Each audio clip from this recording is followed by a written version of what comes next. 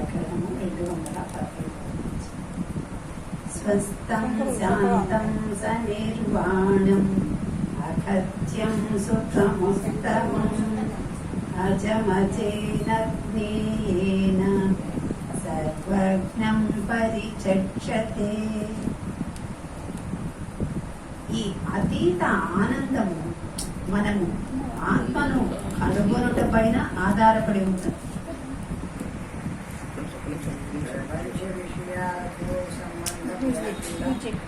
వీటన్నిటికంటే వేరుగా అతీతంగా ఉండేటువంటి ఆ జ్ఞానస్వరూపమైన ఆనందము ఆ పరమాత్మను తెలుసుకోవడంలో ఉండే అంటారు.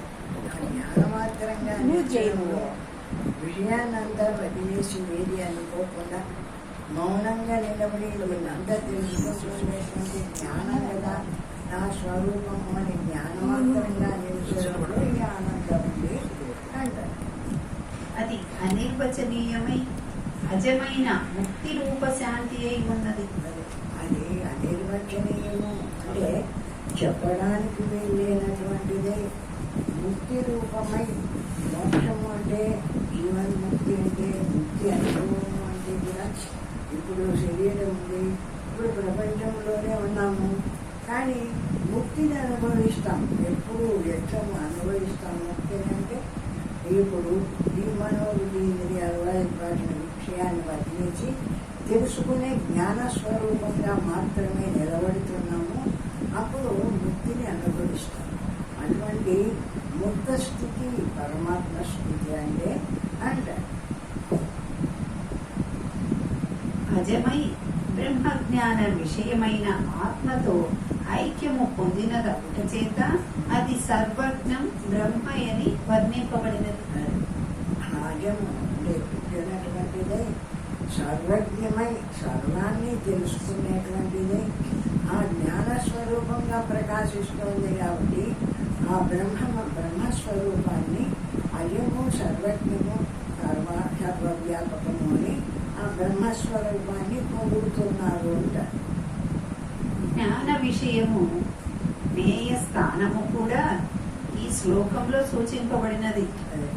జ్ఞాన విషయము అంటే తెలుసుకునే జ్ఞానము, జ్ఞేయ స్థానము అంటే తెలియబడుతుండే ఈ ప్రపంచము, ఈ మొత్తము రెండింటినీ కూడా ఈ శ్లోకంలో చెప్పినాడు అంటారు. ఎందుకంటే జ్ఞాన విషయంగా నిలబడితే ముక్తిని అనుభవిస్తున్నావు, జ్ఞేయ విషయమైతే ప్రపంచ అనుభవము వస్తుంది.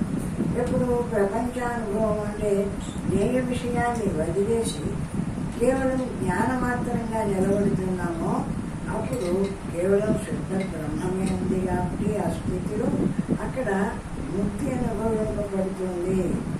జీవన్ముక్తి అంటే ఇదే. ఇది ఉండగానే ముక్తిని సంపాదించుకున్నవాడైతున్నాడు ఈ జ్ఞాని అయినటువంటి వాడు. మరియు అట్టి స్థితిని అనుభవించుటకు కావలసిన సాధనను చేయవలసినదని సాధకులకు కూడా చెప్పబడినది. ఏ విధంగా అయితే ఆ బ్రహ్మత్వాన్ని ఆ విధమైన ముక్త స్థితిని అనుభవిస్తారు అన్న విషయమంతా కూడా ఆ సాధనను అంటే ఏ విధంగా సాధిస్తే ఆ బ్రహ్మమై నిలబడతాము అనేటువంటి విషయం కూడా చెప్పబడుతుంది.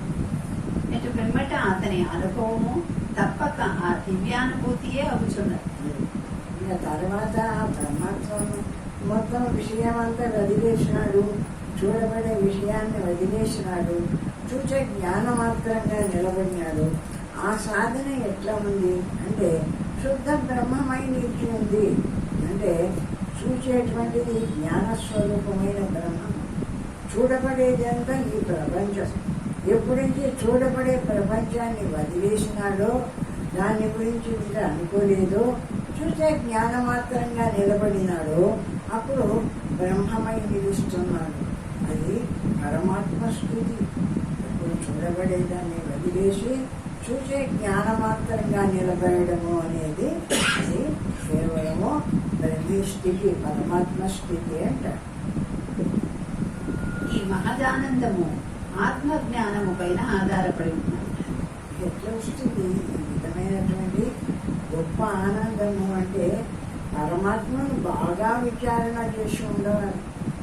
కేవలము ధ్యానం మీద ఆధారపడింది కాదు ఇది. కేవలము మనసు కదలలేకుండా ధ్యానం చేస్తున్నామంటే దాంట్లో వచ్చేది కాదు. పరమాత్మ అంటే ఏమిటి, ఎట్లుంది, జ్ఞానస్వరూపమైన పరమాత్మ ఏ విధంగా ఉంది, దాని చేత తెలియబడుతున్న ఈ ప్రపంచం ఎట్లా ఉంది, ఈ ప్రపంచానికి ఆ పరమాత్మకు ఏది సంబంధం ఉందా లేదా, ఈ విషయాన్ని అంతా ఎప్పుడైతే విచారణ రూపకంగా విచారిస్తామో, అంటే పరమాత్మ ఎప్పుడూ కూడా మనం ధ్యానించి పట్టుకునేది కాదు, విచారణ చేయాలి. అలాంటి పరమాత్మ అన్న విషయము దృఢం కావాలి. అలాంటి పరమాత్మ అన్న విషయం దృఢమైనప్పుడు ఈ చూడబడేదాన్ని వదిలేస్తుంటాడు, చూసే జ్ఞానమాత్రంగా నిలుస్తాడు బ్రహ్మస్వరూపుడే. ఆ విధంగా పరమాత్మ స్వరూపుడై నిలుస్తాడు జ్ఞాని అయినటువంటి వాడు. చూడబడేదాన్ని అంతా వదిలేస్తాడు, చూసే జ్ఞానమాత్రంగా నిలుస్తాడు. కాబట్టి జీవన్ముక్త స్థితిని పొందుతున్నాడు. వాడు ఎప్పుడో చనిపోయినాక ముక్తిని పొందడం కాదు, బతికి ఉండగానే ఆ ముక్త స్థితి అంటే ఏమిటిది అంటే ఆ ముక్త స్థితిని అనుభవం చేసుకొని ప్రపంచ విషయాన్ని వదిలేసి కేవలం జ్ఞానమాత్రంగానే సర్వవ్యాపకంగా ఉంది కదా.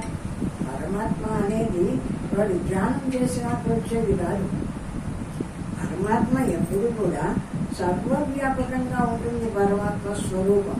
మనమందరం కూడా పరమాత్మ స్వరూపులమే. ఎందుకంటే మన దేహాలు చైతన్యవంతమై ఉన్నంత కాలము మనమంతా కూడా పరమాత్మ స్వరూపులమే.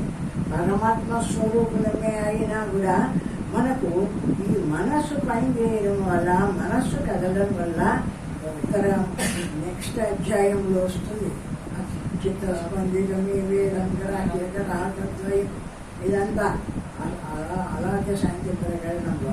అంటే ఈ మనస్సు కదిలితే కదిలి ఏం చేస్తుంది, మనస్సు ప్రపంచాన్ని తెచ్చిపెడుతుంది. కాబట్టి ఆ ప్రపంచం ఎదురుగా నిలబడుతుంది దాని నామరూపాలతో. ఎదురుగా ప్రపంచం నిలబడేవాడితే ఈ జ్ఞానం ఉండే నాలో తెలుసుకునే జ్ఞానం ఆ ప్రపంచాన్ని చూస్తూ ఉంది. ఇంకా దానికి ఇతర విషయమే లేదు. కాబట్టి ఆ ఎదురుగా ప్రపంచం ఒక పటంలాగా సినిమా మాదిరి వచ్చి పడేవాళ్ళకి మనస్సులో దాన్ని చూస్తుంది ఈ జ్ఞానస్వరూపం. ఆ విధంగా రెండుగా ఉంటుంది వ్యవహారం అంతా కూడా. కానీ బ్రహ్మత్వంలో ఈ చూడబడేదాన్ని వదిలేస్తుంది కాబట్టి చూసే జ్ఞానం ఒక్కటే ఉంటుంది. కాబట్టి ఈ జ్ఞానం ఏం చేసింది, ఇంకా చూడబడేది ఏది లేకపోయేవాడికి